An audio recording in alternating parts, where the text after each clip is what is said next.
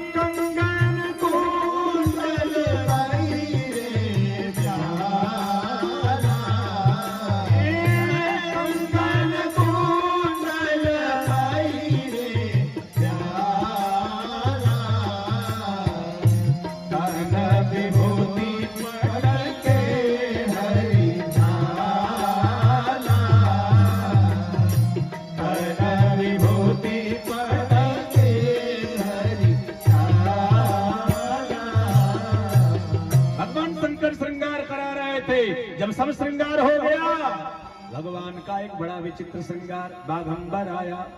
और जैसे बाघंबर शंकर जी का आया, भगवान शंकर ने बाघंबर कमर में लपेटा। अब बाघंबर में न हुक होता है न बटन, बाघंबर में न हुक होता है न बटन। अब वो कमर पे रुके कैसे?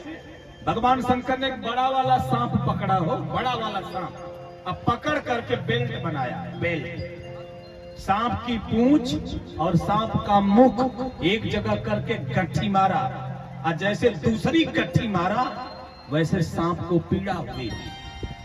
और जब सांप को पीड़ा हुई तो सांप के दोनों आंखों से 2 बूंद खून टपका। अच्छा, एक लीला बड़ी गजब की होती। यही श्रृंगार करके जब हिमाचल के यहाँ भगवान शंकर पहुंचे थे ना, विलक्षण श्रृंगार था।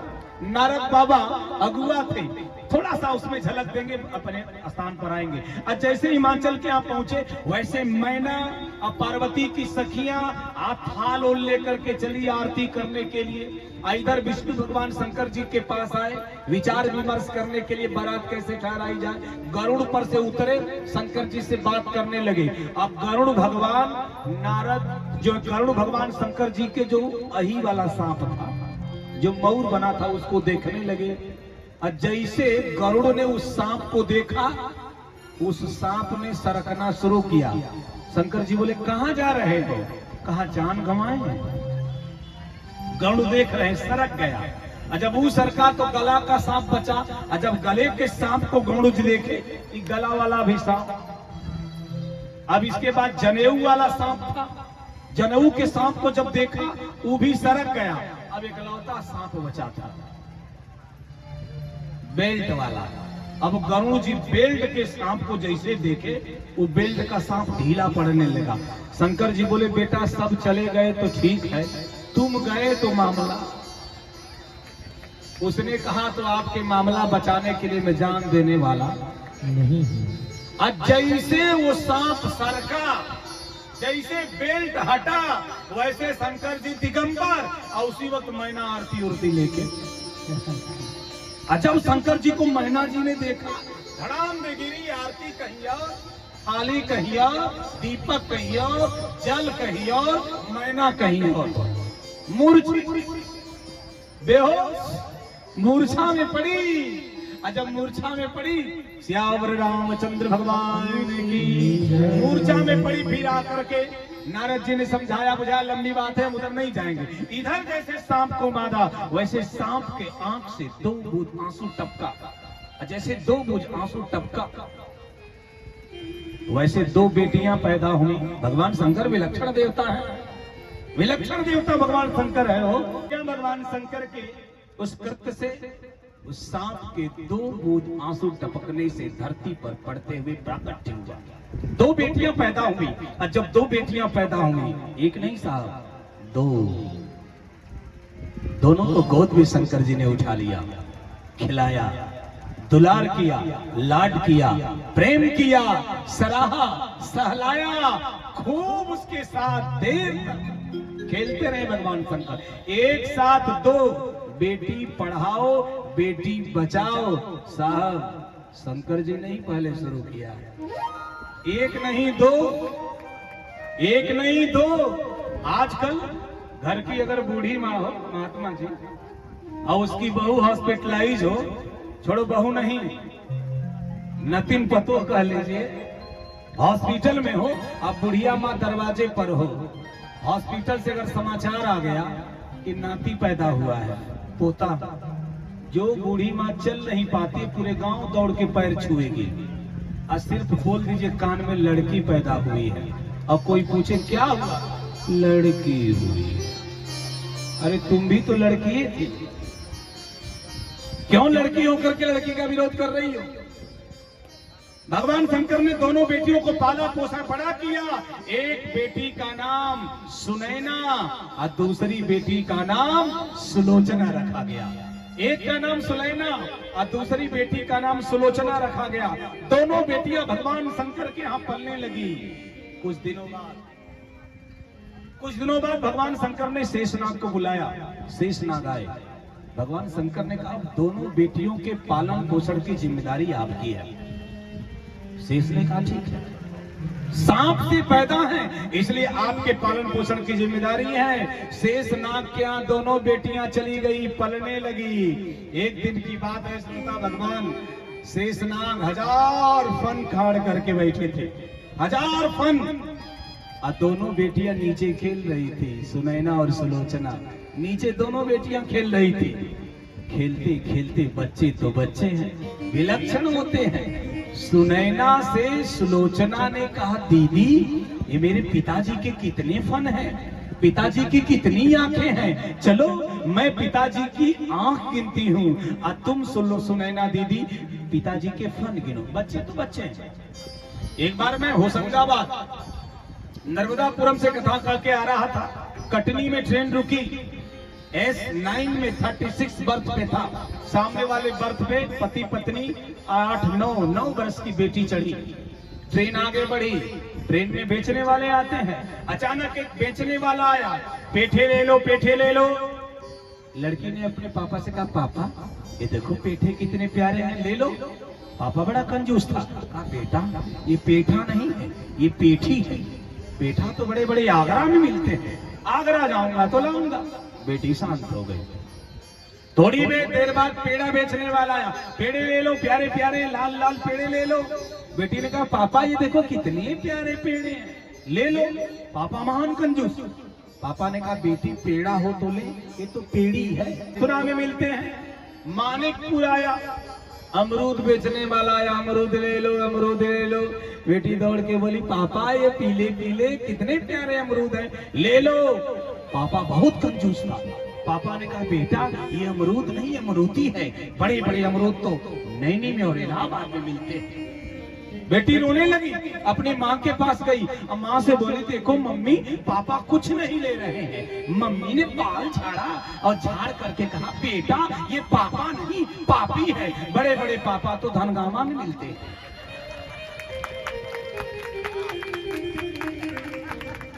विलक्षण है बेटिया, सामान्य नहीं है, बड़ी ऊंची जिंदगी जीती है। सुलोचना ने सुनैना से कहा तुम आंख गिनो, फन गिनो। मैं आंख गिनती हूँ। अच्छा एक दिन मेरा ही बेटा गजब का काम कर दिया, मैं उसको शादी का, मेरा भी माथा खराब, शादी का एल्बम दिखाने लगा। ये देखो मैं दूल्हा बना हूँ, तुम्हारी दादी परच रही हैं, ये देखो गाड़ी में बैठा हूँ, ये उतर गया, ये तुम्हारे नाना जी हथवा पकड़ बैठा हुआ है, क्या होता है फलाना फला फला होता है ना, वो हो रहा है। ये तुम्हारी मम्मी ऐसे फोटो की हैं, एल्बम खत्म हो गया। उसने कहा पापा मैं कहाँ हूँ, खोपड़ी हरी हो गई, क्या बताए कहाँ हूँ। बच्चों का प्रश्न विलक्षण विलक्षण होता है। सुलोचना ने सुनैना से कहा तुम दीदी फन गिनो, मैं आंख गिनती हूँ। सुनैना फन गिनने लगी और सुलोचना आंख गिनने लगी। अचानक गिनते गिनते गिनते थोड़ा सा अनियंत्रित हुई और सुलोचना की अंगुली शेषनाग की आंख में लग गई। जब आंख में लग गई, नाग चाहे शेष हो चाहे विशेष स्वभाव से क्रोधित होता है। शेषनाग को क्रोध आया और शेषनाग ने जहरीली फुफकार मार दिया सुलोचना के ऊपर। और जैसे मारा, शाम का वक्त था, सुलोचना मूर्छित होकर धरती पर गिर पड़ी। सुलोचना मूर्छित होकर धरती पर गिर पड़ी। आधी रात बीत गई, होश नहीं आया। ब्रह्म मुहूर्त की बेला, शंकर जी को पता चला। शंकर जी आए, बच्ची को गोद में उठाए, हाथ का स्पर्श किया, विष का समन किया, खींच लिया विष। और जब विष खींच लिया, सुलोचना ने आंख खोला, अपने पिता को देखा, लिपट गई। शंकर जी रो पड़े, शेषनाग को बुलाए और बुला करके कहे बेटी है द्वैता व्यवहार कर रहे हो, एक छोटी सी अपराध पर तुमने इस बेटी को इतना बड़ा दंड दे दिया। कंकड़ी का चोर कटारी से नहीं मारा जाता, अब बच्चों के अपराध को क्षमा कर दिया जाता है। बेटी है इसलिए छोड़ दिए। बेटियां तो बड़ी ऊंचाई पर जीती और तुमने इतना बड़ा अपराध किया, इसलिए मैं शंकर तुम शेषनाग को श्राप देता हूं कि जिस पुत्री को, जिस कन्या को तुमने शाम के वक्त जहरीली फुफकार मार करके मूर्छित किया, उसी के पति के जहरीले बाण से घायल होकर उतने ही देर धरती पर पड़े रहोगे। ये मेरा श्राप है। सुलोचना का पति कौन था? मेघनाद। मेघनाद का बाण लगा लक्ष्मण को। शाम के वक्त मूर्छा कब टूटी? ब्रह्म मुहूर्त में। मूर्छा कब टूटी? ब्रह्म मुहूर्त में। ये श्राप लगा साहब। ये श्राप को सिरोधार्य करके ये भगवान राम, मैया जानकी जू, भैया लखन जी श्राप को सिरोधार्य किए। नारद जी ने स्पष्ट कर दिया, मोर श्राप कर अंगीकारा, सहत राम नाना दुख भारा। अंगीकार किया। परमात्मा श्राप में नहीं आता, लेकिन लीला वसात भगवान ने ग्रहण किया और उसी के तहत जंगल में आए। निषादरा से लक्ष्मण ने कह दिया, काहू न को सुख दुख करता, काहू न को सुख दुख करता, निज कृत कर्म भोग सब भ्राता, निज कृत कर्म भोग सब भ्राता। मोहन सा सब सोवनिहारा, मोहन सा सब सोवनिहारा, देखे सपन अनेक प्रकारा, देखे सपन अनेक प्रकारा। जग जामिन जागई जोरी, जग जामिन जागई जोरी, परमारती प्रयंच वियोगी, परमारती प्रपंच वियोगी, परमारती प्रपंच वियोगी। अवश्यमेव भोक्तव्यं कृतं कर्म शुभाशुभम्। हर कोई अपने किए गए शुभ अशुभ कर्म को भोगता है। ये लक्ष्मण जी ने निषादराज से बताया। ये पूरी कथा केवट ने सुना पेड़ की आड़ में। इसलिए जब सुबह की बेला हुई, निषाद को प्रणाम किया केवट ने। अब प्रणाम करके निषाद से कहा, ये लोग जंगल नदी उस पार जाएंगे? निषाद ने कहा जाएंगे। बोले नाव से जाएंगे? बोले हाँ नाव से जाएंगे। बोले जो नाव रहेगी उसी से चले जाएंगे? बोले हाँ भाई जो रहेगी उसी से चले जाएंगे। केवट ने कहा मैंने आपकी बड़ी सेवकाई किया है, कुछ मांगा? निषाद ने कहा कुछ नहीं मांगा।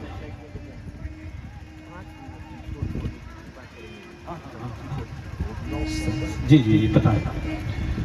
कहा उस पार जाए, मैंने सेवा किया है, आप सेवकाई का फल मांगूंगा तो देंगे? निषाद ने कहा जरूर देंगे, मांगो। केवट जी ने कहा तो इतनी बड़ी सेवकाई का एक ही फल, ये आज सुबह गंगा के घाट पर सिर्फ और सिर्फ मेरी नाव रहेगी, कोई और किसी की नाव रहने वाली नहीं है, यही मुझे आप वचन दीजिए। निषाद ने कहा तथास्तु। वही केवट नाव लेकर के है। और जैसे राम जी ने कहा मांगी नाव न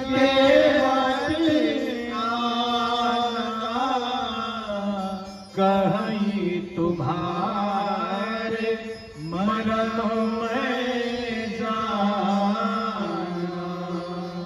मैं आपका मर्म जानता हूँ। अच्छा कौन सा मर्म जानते हो? तो लोग कहते हैं केवट का चरण कमल रज कहु सब, मानुष मूर करन, मानुष करन मूर कछु। मनुष्य बनाने की फैक्ट्री है। अच्छा ईमानदारी से अंतिम बात कह करके वाणी को विराम दूंगा। ईमानदारी से सोचिएगा, अगर राम जी के चरणों की रज से पत्थर नारी बन जाता तो सिवाय अहिल्या के कोई और पत्थर नारी नहीं बना। जबकि राम जी नंगे पांव जंगल में चले हैं, नंगे पांव प्रवर्षण गिरी पर रहे हैं, नंगे पांव सुबेल पर्वत पर रहे हैं, लेकिन कोई और नारी नहीं हुई। यानी केवट असली मर्म बता रहा है। ये राम कौन है? राम ब्रह्म परमार्थ रूपा। कौ का मतलब होता है ब्रह्म, अवट का मतलब होता है विश्वास। जिसका ब्रह्म पर पूर्ण विश्वास हो, दैट पर्सन कॉल्ड केवट। वो केवट है। इसलिए भगवान के चरण को धोया, नाव में बिठाया, उस पार उतार दिया। भगवान नाव के उस पार, गंगा के उस पार चले गए। जंगल में अनंत लीलाएं परमात्मा ने किया है। वहां जाकर के सीता जी का हरण हुआ, हनुमान जी ने पता लगाया, लंका को जलाया, राम जी ने आक्रमण किया, फला फला हुआ। इसके बाद की कथा हमारे बाद के जो मानस विदुषी बैठी हैं, एक बार आप लोग जोरदार तालियों से आपका स्वागत करें। इसके बाद की कथा आपके श्री मुख से सुनी जाएगी। आइए एक भजन वाणी को विराम। ज्योति से ज्योति जलाते चलो, ज्योति से ज्योति जलाते चलो, प्रेम की गंगा बहाते चलो, प्रेम की गंगा बहाते चलो। राहों में आए जो दीन दुखी, राहों में आए जो दीन दुखी, सबको गले से लगाते चलो, प्रेम की गंगा बहाते चलो।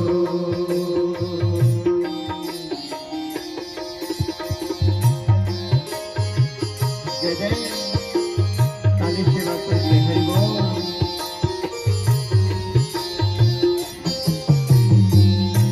जिसका न कोई संगी साथी, ईश्वर है रखवाला।